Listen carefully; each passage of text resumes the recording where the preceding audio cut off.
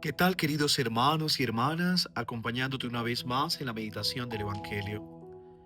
La Iglesia hoy nos regala la oportunidad de meditar el Evangelio de San Mateo, capítulo 18, versículo 15 al 20. Escuchemos. En aquel tiempo dijo Jesús a sus discípulos: Si tu hermano peca contra ti, repréndelo, estando los dos a solas. Si te hace caso, has salvado a tu hermano. Si no te hace caso, llama a otro o a otros dos para que todo el asunto quede confirmado por boca de dos o tres testigos. Si no le hace caso, díselo a la comunidad. Y si no hace caso ni siquiera a la comunidad, considéralo como un pagano o un publicano. En verdad os digo que todo lo que atéis en la tierra quedará atado en los cielos, y todo lo que desatéis en la tierra quedará desatado en los cielos. Os digo además que si dos de vosotros se ponen de acuerdo en la tierra para pedir algo, se lo dará mi Padre que está en los cielos. Porque donde dos o tres están reunidos en mi nombre, allí estoy yo en medio de ellos. Palabra del Señor. Gloria a ti, Señor Jesús.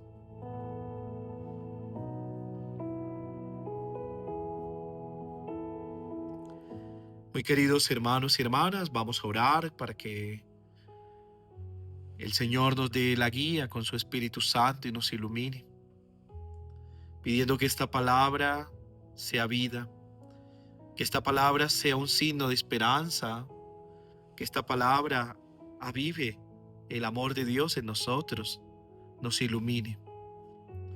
Pero también quisiera orar por todo el pueblo colombiano, sobre todo aquellos lugares donde se ha sufrido fuertemente este terremoto que vivimos hace unos días. Manizales, Pereira, Chocó, en los lugares donde realmente hubo bastante situación difícil, Cali. Oremos por todos los hermanos que han sufrido estas consecuencias fatales y que también el Señor le conceda la paz a quienes hayan fallecido, que su misericordia los lleve a la reconciliación y al perdón. Pido porque realmente nuestra nación esté más unida y que realmente sean más los corazones los que se unan a la causa para ayudar a quienes más lo necesitan. Que el Señor bendiga a todo el equipo de socorro y a todos los que trabajan por reconstruir estas ciudades. Amén. Hermanos y hermanas, estamos en el discurso de la comunidad, en el discurso eclesial, ya el cuarto discurso del Evangelio de Mateo. El texto que hoy hemos escuchado le hemos conocido como la corrección fraterna, la reconciliación, la autoridad de la comunidad, la oración comunitaria. Realmente son varios textos los que vamos a encontrar durante este discurso de eclesial o de la comunidad, donde Jesús enseña cómo debe vivir una verdadera comunidad cristiana.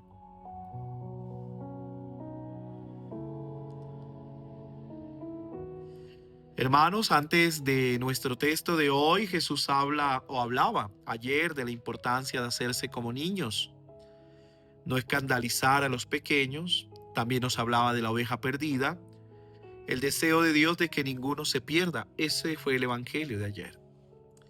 Hoy el evangelio nos está hablando del perdón, especialmente cuando conocemos que Pedro pregunta: Señor, ¿cuántas veces tengo que perdonar a mis hermanos? Por eso el texto debe de leerse en la misma dinámica del de ayer.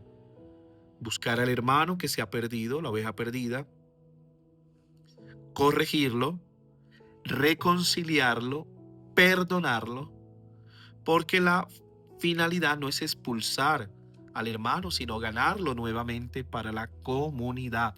No se trata de expulsar a nadie, se trata de integrar nuevamente a la comunidad.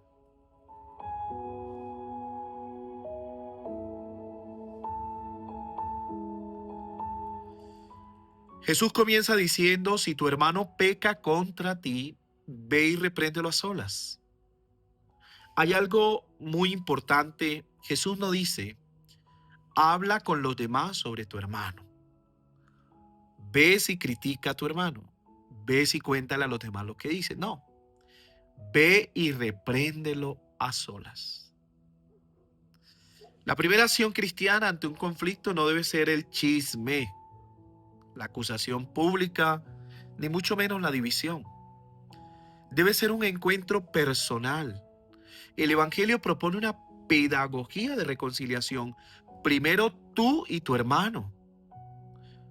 Esto exige valentía, exige fuerza, exige como violentar el corazón. Se trata de como de que tú puedas primero ir con él antes de que como que esto se forme algo más grande. Mire, no se trata tampoco de llegar e ir a atacar. No, no se trata de decirle tú eres malo, no, sino de ayudar al otro a reconocer aquello que está dañando la relación y la comunidad. De eso se trata la corrección fraterna. Yo diría que hasta para esto tiene que ser uno muy asertivo y tener una inteligencia emocional bastante grande. Asertivo para comunicarnos con el otro. Miren, eso de que yo le digo a este para que escuche aquello, eso no funciona. Eso no va. Lo verdadero es acercarte a la persona. Por eso miren la expresión que dice Jesús. Jesús no dice, has demostrado que tenías razón. Dice, has ganado a tu hermano. Aquí descubrimos cuál es el objetivo de la corrección fraterna. No es ganar una discusión, no es demostrar quién tiene la razón, no es humillar al otro, es recuperar a tu hermano, has salvado a tu hermano. Miren, en la iglesia cuando existe un conflicto, la pregunta no debería ser solamente quién tiene la culpa, sino cómo podemos recuperar al hermano y reconstruir la comunión. A veces llegamos a juicios tan fuertes. Lo he experimentado como cuando un hermano sacerdote falla. ¿Cómo le damos tan duro que lo excluimos, lo condenamos, lo rechazamos, pero no le damos la oportunidad de corregirlo o de salvarlo o de volverlo a la comunidad? A veces pasa, y pasa también a veces con los superiores, cuando encontramos obispos, superiores que no se acercan a una corrección para ayudarte, sino ya es para acusarte, para señalarte, sin el debido proceso. Qué duro es esto. Y hoy Jesús nos enseña que realmente la pregunta es ¿qué podemos recuperar? ¿Cómo podemos recuperar al hermano y reconstruir la comunión?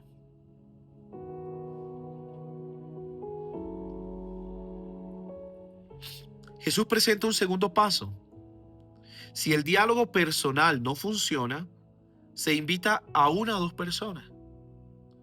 Esto tiene un fundamento muy bíblico en la tradición de Israel, particularmente en la necesidad de contar con testigos para establecer una situación, pero hay algo más profundo. La persona no debe enfrentarse sola al conflicto. La comunidad puede ayudar a discernir. Esto evita dos extremos, esta práctica. Convertir el conflicto en un asunto puramente personal, convertirlo inmediatamente en un escándalo público. Dos pasos muy sabios. Hay algo progresivo, ¿no? Personal, acompañado, comunidad. Y a veces son las comunidades las que dejan solos, ¿no? Las que dan la espalda a los hermanos, las que no reconocen quién es el otro porque se ha equivocado, porque realmente no piensa como yo o no es como yo. Muy triste. Hermanos y hermanas, el tercer paso es la comunidad. La iglesia tiene una responsabilidad en la construcción de la comunión.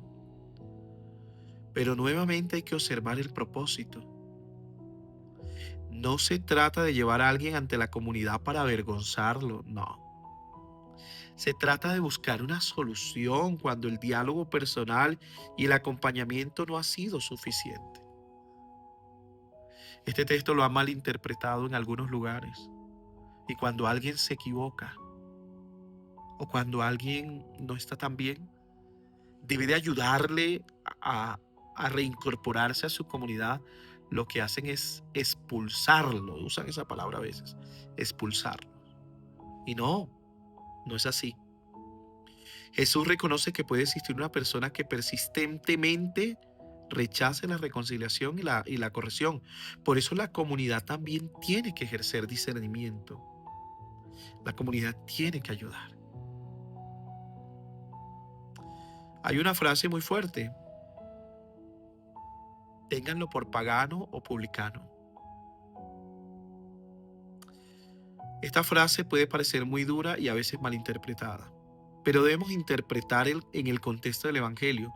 No significa repudiar, odiar, expulsar. No. No significa tampoco como aquellos que lo han usado: no tengo nada que ver con él. Ya no hace parte de nuestra familia. Ya no hace parte de nuestra comunidad. No. Jesús mismo se acercó a publicanos y pecadores. Por tanto, incluso cuando una persona se separa de la comunión, no deja de ser objeto del amor y de la misión de la iglesia. Hermanos, la finalidad última sigue siendo llevar al hermano a la conversión, a la recuperación, a la sanación. No a la condena, no al abandono, no al rechazo. No, eso no quiere el Señor. Aquí aparece el lenguaje atar y desatar. En el contexto bíblico, esta expresión está relacionada con la autoridad para discernir, enseñar, corregir y tomar decisiones dentro de la comunidad. Jesús confía una responsabilidad real a sus discípulos. La iglesia no es simplemente una reunión de personas que piensan igual. Es una comunidad que tiene que discernir cómo vivir el evangelio. Pero esta autoridad no debe entenderse como poder personal. Es una autoridad recibida para servir en la comunión a los hermanos. Miren, si dos de ustedes se ponen de acuerdo, dice en el versículo 19, para pedir algo, mi Padre se lo dará. Aquí aparece una conexión muy importante. El contexto anterior del Evangelio parece hablar de conflicto y reconciliación. Por tanto, el ponerse de acuerdo no es simplemente decir dos personas pidieron lo mismo, no. La expresión tiene un sentido profundo de concordia, comunión y unidad. Jesús está enseñando que una comunidad reconciliada tiene una fuerza espiritual extraordinaria. Mientras está dividida, no puede hacer nada. Cuando los hermanos superan sus divisiones y buscan juntos la voluntad de Dios, su oración adquiere una dimensión comunitaria. Esto es para ciertas comunidades que a veces se dividen, que a veces están en conflicto con su pastor o con los demás hermanos, y esto no nos ayuda mucho, ¿sí? El versículo 20 dice: donde dos o tres están reunidos en mi nombre. No dice donde hay muchas personas, dos o tres. La presencia de Cristo no depende de grandes multitudes. Jesús está presente allí donde sus discípulos se reúnen en su nombre. En mi nombre es fundamental. No significa simplemente nos reunimos y mencionamos el nombre de Jesús. Significa desde Jesús, alrededor de Jesús, buscando vivir como Jesús. Miren, hermanos, hay una estructura muy hermosa. Es algo así, el evangelio, para entenderlo. Hay un conflicto, busco personalmente al hermano. Si es necesario, busco acompañamiento. La comunidad ayuda a discernir. Se busca recuperar al hermano. La comunidad discierne y ora. Cristo permanece en medio de ellos. Por eso el centro del texto es el centro de la comunión. Hablaba en estos días con el padre Álvaro García, un gran pastor. Y yo le decía que quizás la sociedad está muy deshumanizada. Y él decía, está muy descristianizada. Estamos viviendo una descristianización en nuestra sociedad. No hay Cristo, no vivimos centro, el Cristo no es el centro. Y tenemos que volver a una espiritualidad cristocéntrica, como diría San Juan Eudes. Cristo, el verbo encarnado, encarnarlo en el corazón. Hermanos, ante un problema, primero hablemos con el otro, ¿sí? Con el otro, con él, con la persona. Yo creo que a veces nosotros hacemos lo contrario. Primero hablamos con otros, después hacemos comentarios, luego aparecen rumores, después se forman grupos y finalmente el conflicto llega a dividir a la comunidad. Habla primero con tu hermano. Si no es suficiente, busca ayuda para reconciliar. Y solamente después que intervenga la comunidad. Es la verdadera pedagogía evangélica para resolver conflictos. Hermanos y hermanas, ¿qué sucede cuando una comunidad cristiana pierde la capacidad de hablarse de frente? Cuando ya no podemos dialogar, aparecen los rumores. Cuando no podemos corregirnos con caridad, aparecen las acusaciones. Cuando no podemos perdonarnos, aparecen las divisiones. Cuando dejamos de mirarnos como hermanos, comenzamos a tratarnos como enemigos. Y Jesús nos dice, ve y repréndelo a solas. Es decir, recuperemos el diálogo. Hermanos y hermanas, que esta palabra que hoy el Señor nos ha regalado, nos pongamos a preguntar y meditemos. ¿Estoy ayudando a construir comunión en mi iglesia, en mi grupo? ¿Tengo el corazón suficientemente lleno de amor como para buscar ganar a mi hermano? ¿O simplemente quiero demostrar quién tiene la razón? Vivamos la corrección fraterna. Evitemos las divisiones y los comentarios. Como digo yo, a veces no tenemos el don de lengua, pero tenemos una lengua que es un don. Que Dios nos ayude, que Dios nos dé esa fuerza como Él supo corregir a sus discípulos y llevarlos por el camino. Amén. Que Dios se bendiga en el nombre del Padre, del Hijo y del Espíritu Santo. Amén. Te deseo un hermoso día. Reza por mí y yo rezo por ti.